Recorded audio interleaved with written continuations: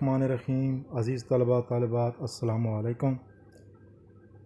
Urdu literacy में मोहम्मद आसिफ़ ख़ान आपको खुश आमदीद कहता है। आज के सबक में हम मज़मून नवीसी के बारे में पढ़ेंगे।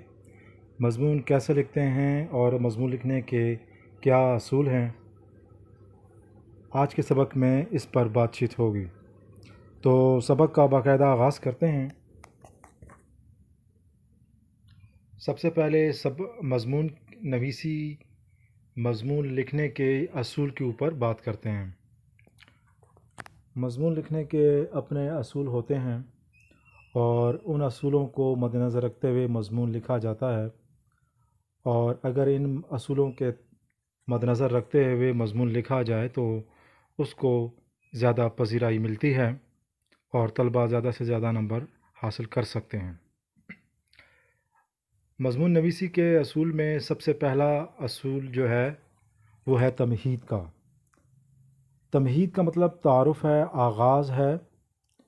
और जब भी आप मज़मून शुरू करते हैं तो दिए गए उन्वानात में से किसी एक उन्वान पर आप मज़मून लिखना होता है, तो आप अपने ख़यालात को यकजा करते हैं और उनको तरतीब देते हैं। तरतीब देना बेहद ज़रूरी है। अगर बेतरतीबी से आप मज़मून लिखेंगे तो उस मज़मून की समझ नहीं आएगी। तो सबसे पहले जो है असूल है वो है तमहीद। तमहीद का मतलब है आगाज़ या तारुफ़। जब आप किसी मज़मून का तारुफ़ अच्छे लफ्ज़ों, अच्छी मिसालों, किसी अच्छे शायर के अशार से करते हैं तो आपके मज़मून का तासुर अच्छा मिलता है। और अगर नताइज इसके बरख़िलाफ़ हों तो फिर गड़बड़ होती है। तो ज़रूरी है कि हम मज़मून का आगाज़ जो है वो हम अच्छे लफ्ज़ों से करें। आप मज़मून का आगाज़ तारीख़ी पस मंज़र में भी कर सकते हैं कि आज से कई सौ साल पहले के क्या हालात थे, और अब का मुवाज़ना करके तो फिर आप उन्वान की तरफ आएंगे और इस तरह आपका मज़मून का आगाज़ हो जाएगा। अगला जो असूल है वो है नफ्स मज़मून। ये मज़मून का दिल हुआ करता है और अक्सर तलबा ये शिकायत करते हैं कि हमें मज़मून लिखने के लिए मवाद नहीं होता और हमारे पास मवाद ख़त्म हो जाता है। तो ये उनकी कम इल्मी के बायस होता है कि उनका मुताला वसी नहीं होता, इसलिए उनके पास मवाद ख़त्म हो जाता है। अगर आप मज़मून में बहस बढ़ाना चाहते हैं तो नफ्स मज़मून को दो पहलू में तकसीम कर लें, दो हिस्सों में तकसीम कर लें, और एक मस्बत पहलू कर दें और एक मनफी पहलू कर दें। इस तरह आपके लिए बहस जो है वो आसान हो जाएगी। सबसे पहले तो आप मज़मून के मस्बत पहलू की तरफ रोशनी डालेंगे और उसके फ़वाइद बयान करेंगे कि मुआशरे में क्या फ़वाइद मिलते हैं, और फिर उसके बाद आप मज़मून में उसका मनफी पहलू बयान करेंगे कि मुआशरे में इससे क्या क्या नुकसानात मिलते हैं। तो इस तरीके से आपको अच्छी खासी बहस मिल जाएगी, मवाद मिल जाएगा जिसको आप तहरीर में ला सकते हैं।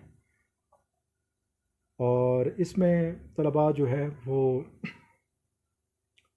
माफ़ कीजिएगा, इसमें तलबा नफ्स मज़मून को हेडिंग्स सुर्खियों में भी लिख सकते हैं, और कोशिश कीजिए कि हर एक बात एक पैराग्राफ में लिखी जाए। पैराग्राफ का बहुत ज़्यादा ख्याल रखा जाए। पैराग्राफ के बग़ैर तहरीर करना उसका जो असर है वो इतना अच्छा तासुर नहीं मिलता। तो जो मज़मून पैराग्राफ में लिखा जाए उसका तासुर जो है वो अच्छा मिलता है, और उसमें मालूमात में काफ़ी इजाफ़ा होता है, और اس مضمون کو پذیرائی ملتی ہے، نمبر اچھے آئیں گے آپ کے۔ تو ان باتوں کا آپ ضرور خیال رکھیں تاکہ آپ کا مضمون جو ہے اس کو پذیرائی حاصل ہو۔ مضمون میں پیراگراف کی ہم نے بات کی، ہم نے مضمون تمہید کی بات کی۔ تمہید میں ہم نے بات کی کہ مضمون کا آغاز کیسے ہوگا، پھر ہم نے نفس مضمون کی بات کی۔ نفس مضمون کو ہم نے دو حصوں میں تقسیم کر دیا، مثبت پہلو اور منفی پہلو۔ اور اب مضمون کا جو آخری حصہ ہے، اختتام۔ ظاہر ہے جب آپ کوئی بات کرتے ہیں تو دلائل کے ساتھ مثبت انداز میں بات کرتے ہیں، اور کوئی معلومات آپ جو ہے وہ اپنی تحریر کے ذریعے پہنچانا چاہتے ہیں، تو اس کا کوئی حاصل ہوتا ہے، اس کا کوئی سبق ہو سکتا ہے، اس کا کوئی نتیجہ ہوتا ہے اور ہونا چاہیے۔